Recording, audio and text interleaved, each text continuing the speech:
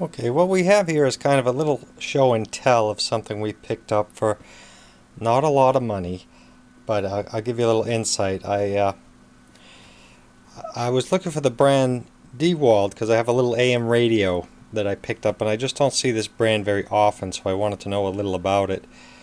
And I was searching, and I found this combination bookshelf system, the Dewald. Believe this is I forget the model, 5000 amplifier, L-5000. Let me get it's the L-5000 monophonic high fidelity amplifier from about 1957. And we also have the AM/FM matching tuner, which has the FM in gold here, and whatnot, off FM, AFC, and AM. The phono has an equalizer for the types of records: Pop, 78, RIAALP, radio, and crystal auxiliary. I believe it has a tape or a magnetic input. Anyway, loudness, treble, bass. One of the brights is missing because the knob was pushed in kind of far and popped the brights out. So we're missing a bright on the bass control. This was plugged in, so I suppose it doesn't hurt to plug it in and try it. This is the diagram of it, the schematic. I'll give you a little a blow-up of that, but it uses two 6BQ5s for outputs in push-pull, 12AX7 as a phase inverter and a preamp. Actually, it may have two 12AX7s in there. Yes, two 12AX7s. One is a preamp, one is the phase inverter, and another stage of amplification. So let me go in and show you what I do know about this. This was Dewald, which was a division of this place, United Scientific Laboratories, and they're from Long Island City, New York. Just a little known company, and I have found an ad for this is very similar looking amplifier here. Some glare on there. You had the Dewald Hi-Fi amplifier. Let me get some focus here.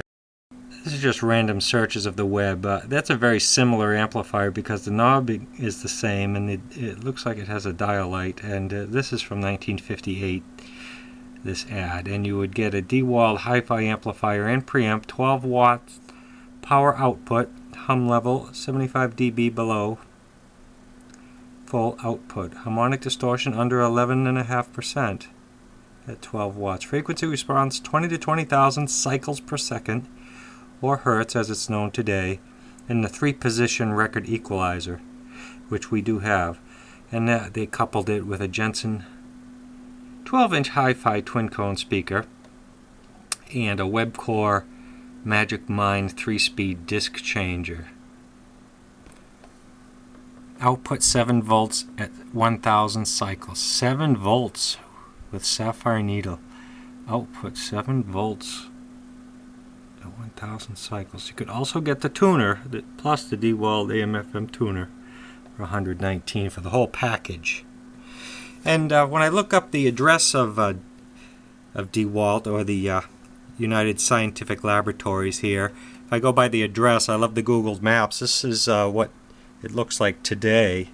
I guess the addresses are approximate, but I love looking at the buildings. This was in the Queens section of New York, and it does look like a factory to me, but who knows. So back to the, I'll zoom out a little here, but that is the address given.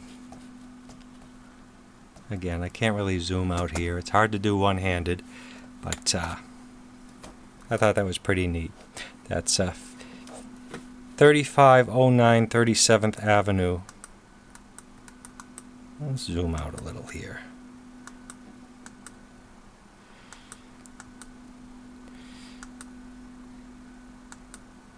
And I went out of street view altogether. Let's take a look around at the other side of the building. It looks like it's a car lot. I mean a car dealer. And it has a coffee shop at one end, and that's the parts department. So is that the Dewald factory? That's 37th Ave, Long Island City, New York. And that is the block, and that's an apartment building. So perhaps that was the Dewald factory where this came from. So we can plug this in and turn it on. I'll give you a look at the back here. The tuner is actually larger than the amplifier, and we have a 8 and 16 ohm windings on our output. We have the crystal auxiliary radio, and it does say mag or tape over here. So and down on the tuner, which I don't understand, it has 2 RCAs. If you can see that. This one here is not labeled as anything. I'll have to look at the SAMs what it is. Maybe it's a alignment jack, I don't know. And this is your output. And it's amazing that the ferrite antenna is not broken, because it's actually bent right here. The bracket for it is actually bent in, but the ferrite is not broken. It should be straight like that one, but it did take a hit right there, but it's in fine shape.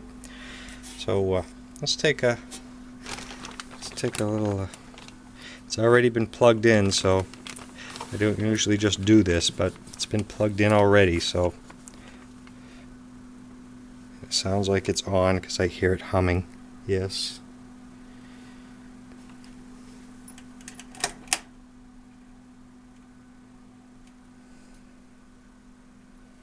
Let's see what, I do have the speaker hooked up. We'll go to radio.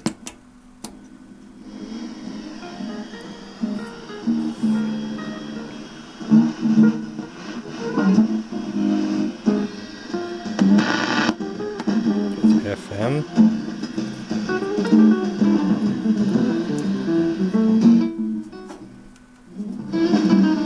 It's wide open, but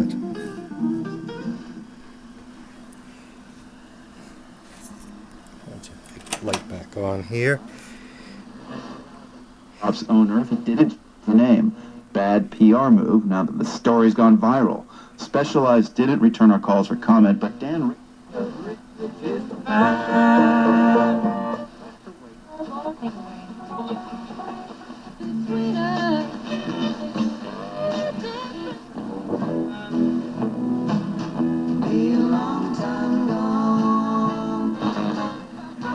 I have no antenna except the cord antenna.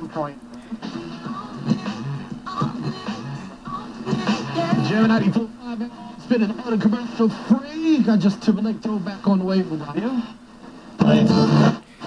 That's the local station.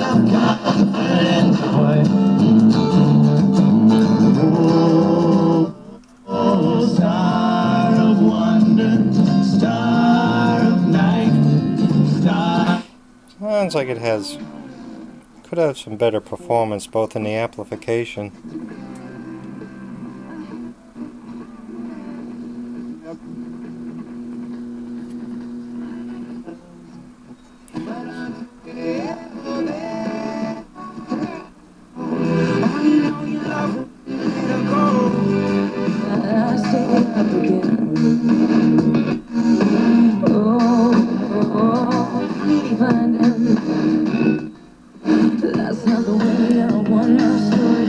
It's AFC.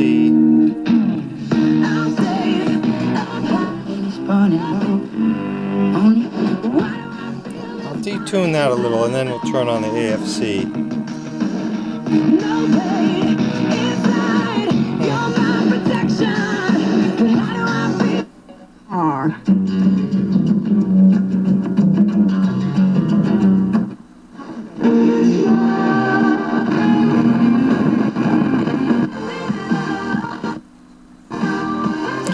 Does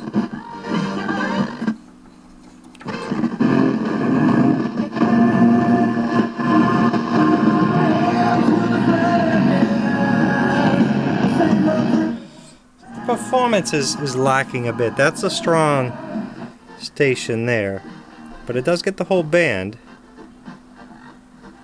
It's a weak station 50 miles or so away, and this one's in our backyard here.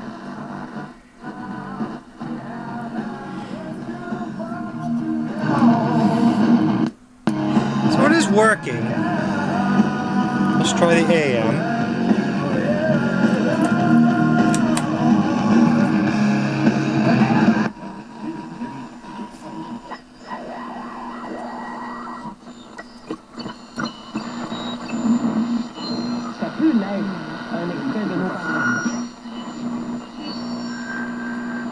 Bradley gets to the right elbow. His jumper is good, and Avery's white hot in this second quarter, and again Boston.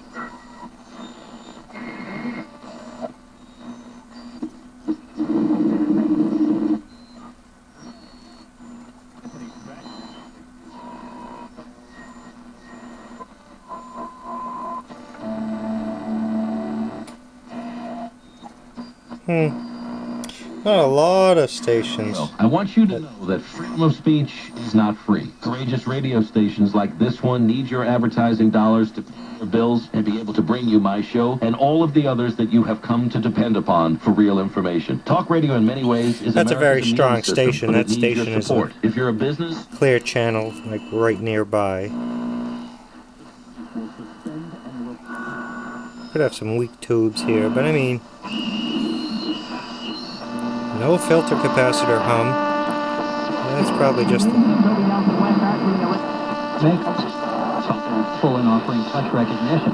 In September, Apple launched the iPhone 5S, the first smartphone with a fingerprint identity touch sensor. And smell the old dust coming off the tubes. Tord Johnson is from Malmo, Sweden. He fell in love with Mustangs as a teenager back in 1964. He bought his first one, used, in the late 70s. Yeah, I'll give you one look at the schematic there. It does have mullered. Johnson's fastback has been I'm thankful for the place, that showcases. They didn't go in and membership 3,000 plus. scavenge all the components out and sell you just a carcass. It does have the original mullered branded tubes in there. So let's take one more look at the schematic diagram quick. Okay, we'll just take a look at the power supply here real quick. It's kind of an oddball rectifier. I haven't heard of that number. It does have a 6 number, but they're calling it the EZ81 here. There are 3 filter capacitors. Anyway, here's our outputs. EL84. They're not even showing the 6 BQ5 call out. And does the 2015 Mustang fit the bill? Again, Jack Ricks of Auto Express magazine. And I tapped volume, loudness control. Is another thing. Ricks notes that the V8 model might only get you into the teens in gas mileage. And there's your inputs: crystal, auxiliary, radio, RAA, 78, and pop. Engine.